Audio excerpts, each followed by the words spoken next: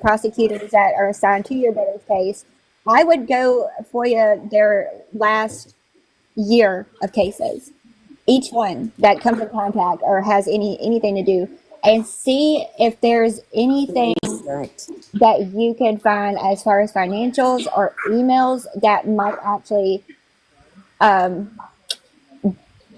involve your brother's case. Okay. I see. Are you a mod? So exactly. I mean, that's a great idea. I mean, that's a really good idea. And I'll tell you, wait until you find out there is more to this case. Mustafa was involved in a lawsuit, $500,000 lawsuit. There's conversations that the police department was gonna settle the case of his $500,000 lawsuit before the vehicle accident. There was Mustafa was going against the police department in a civil lawsuit. In 2018, the police department violated Mustafa's rights. We can get into this whole entire case, but it's over $500,000 lawsuit, and now you have a vehicle accident. I'm watching body cams that the police officer are taking advantage of a vehicle accident and flat out falsifying everything. Now, does this have to do anything with Mustafa's 2018 lawsuit that dragged all the way to the vehicle accident? Yeah. Well, you tell me. Yes, They absolutely. want every dime back.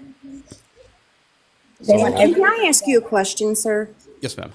How, whenever the defense attorney was hanging out with those other three people, how was that not a conflict of interest? It is absolutely a conflict of interest. I mean, you have the defense attorney, you have the independent expert who we paid out of our pocket $5,000. We brought in this company because the police department is on a body cam inspecting Mustafa's vehicle, and they find brake failure. The brake did not work. Now, we brought in an independent expert to reconstruct this vehicle. You paid him $5,000. And now I'm watching on a body cam that the defense attorney, Casey Stevens, the independent expert that we paid $5,000 to reconstruct this vehicle, and the investigator who falsified Mustafa's statements is narrating a dash camera to the independent experts. They're not releasing this dash camera.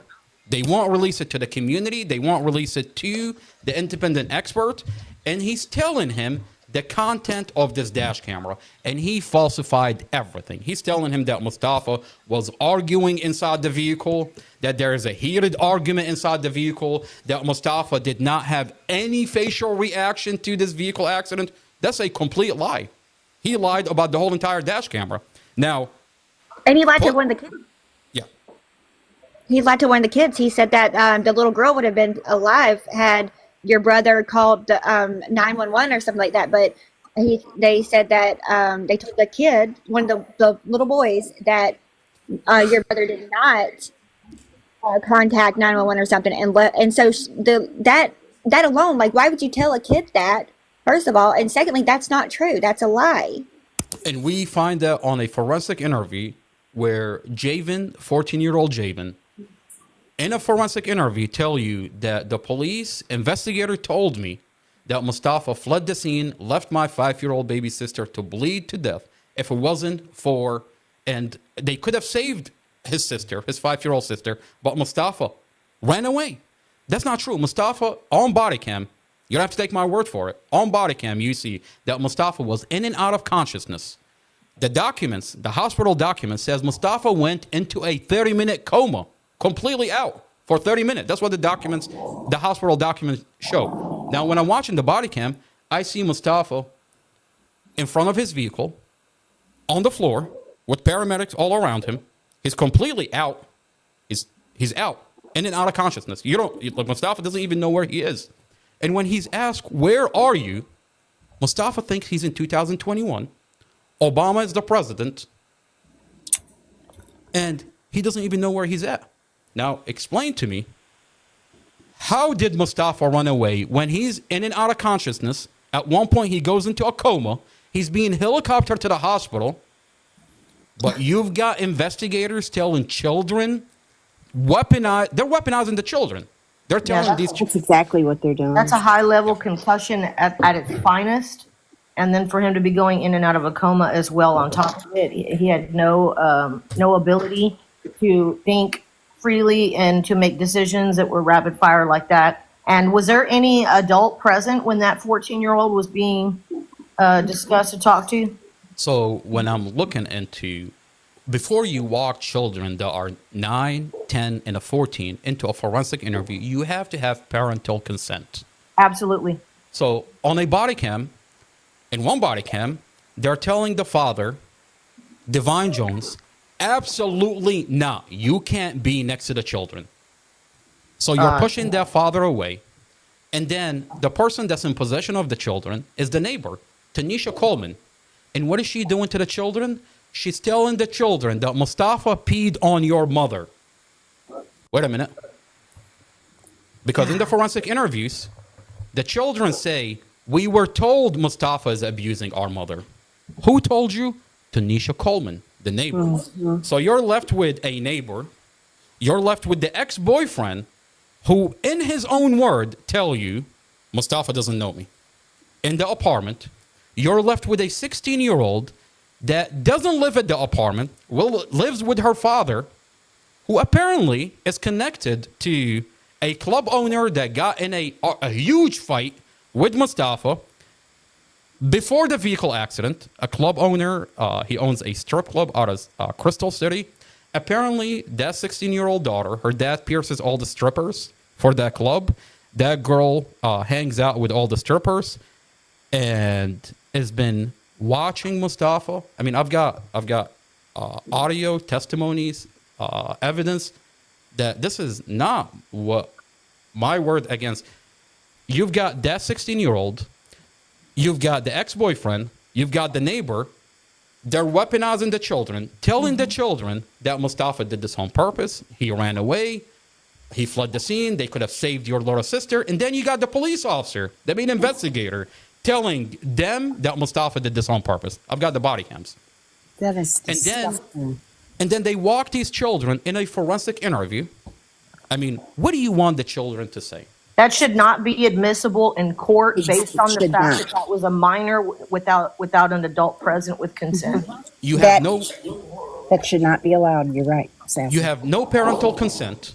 You have individuals that are weaponizing and gaslighting the children that are 9, 10, and 14. And then you walk them in a forensic interview. Now you're talking about the children themselves are talking about saying that they told us that Mustafa abused our mother. I mean, you tell a child that Mustafa peed on your mother, what do you think the child is going to say? He's going to hate Mustafa. Absolutely, because they were brainwashing those children. So I'm going to ask you, if you don't know, I understand, but what exactly was presented to the grand jury that would make them want to increase the charges from involuntary manslaughter to second degree? I'll tell you that we went to Internal Affairs, supplied them with the audio of the conversation between Mustafa and the investigator. And in this audio, when you read the police report, the investigator wrote in his police report that Mustafa told me he was arguing inside the vehicle. Now, unfortunately for this investigator, my other brother, Muhammad, had recorded that phone call conversation. We take this audio conversation to Internal Affairs, which clearly, when you hear the audio, Mustafa never said that. This investigator falsified Mustafa's statements. We take it to Internal Affairs. First Sergeant Sean Shelton with Internal Affairs. I have a 90-minute conversation with him inside the police department that I recorded and I released on the internet. And then he later called us, and then I put that phone call on the internet. He says, I contacted the Commonwealth Attorney, Amy Ashworth. I let her know that her investigator falsified the police reports. And the chief of police gave me the green light to go ahead and investigate this officer for falsifying your brother's police report. Absolutely, he falsified the police reports. I have that phone call. I put it on the internet. Within 5 days, Mustafa's charges is elevated from DUI, manslaughter, all the way to premeditated. What is that? What How does that make any sense? What evidence do they have that shows that this was premeditated? Other Well- than like what they assume is an argument, because Right. Hearsay. It's they have the hearsay. lip. They And that's which can be thrown out. irreversible. By the way, lip reading. I'll tell you what they have, because the prosecutor in court tell us what she has. She tells you, I have a witness that will come forward and testify that Mustafa premeditated this. That Mustafa on this day forced his girlfriend, forced 5-year-old Empress to get into his vehicle, forced the boys to stay home, only to crash it on purpose. That's what the prosecutor tells you. She said But that in court. Who's the witness? Who's the witness? Well, this is the problem. When you open the body cam, witness number 1 is Evelyn Horton. And she sends an email to the main investigator identifying herself as Evelyn Horton. On the body cam, the only email in the discovery is an email sent by this lady identifying herself as Evelyn Horton. Now, when you open the body cam, the investigator is talking to this individual that identifies as Amy Hodson. He says, Amy Hodson, I have a very interesting email from you. And he began detailing the email of Evelyn Horton.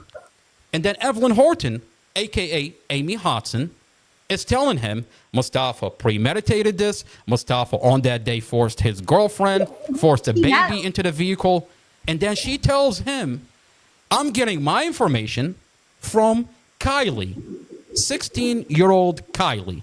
Dorsey's daughter that doesn't live at the apartment, lives with her dad in a But hotel. doesn't live in It does not Iowa? make any sense. Who lives in Iowa? Yeah, who's the witness that lives in Iowa? Isn't that Evelyn? Isn't she from? Then how is she a witness for a case of a car accident that happened in Virginia? Well, That she did not see. How does she know the 16-year-old Kylie? Exactly. I mean, it gets more disturbing because when you open the body cam of Kylie, there's a forensic interview where Kylie tells you the same exact thing. And she tells you, I wasn't there. I didn't hear anything. I'm getting my information from the neighbor. Who's the neighbor? The same neighbor that said Mustafa, that Dorothy had told me that Mustafa peed on her. Wait a minute. And then I opened the body cam of Tanisha Coleman, the neighbor. And you expect that Tanisha Coleman is going to tell you, I am the witness. I saw Mustafa. I heard Mustafa. Guess what Tanisha Coleman tells you? She tells you, I didn't hear anything. I didn't see anything. The children are telling me Mustafa abused their mother. Wait a minute now. No. Wait a minute. Are we talking about the same children that you're in possession of? That you're telling them that Mustafa peed on their mother? What kind of person would do that to would you tell a children kid that? right Exactly. after their mother has been killed in a car accident? But also, was This there any case has domestic holes violence? all over it. I'm sorry. Was there a domestic violence, anything whatsoever between your boyfriend or your brother and his girlfriend? Ever? It was a beautiful relationship.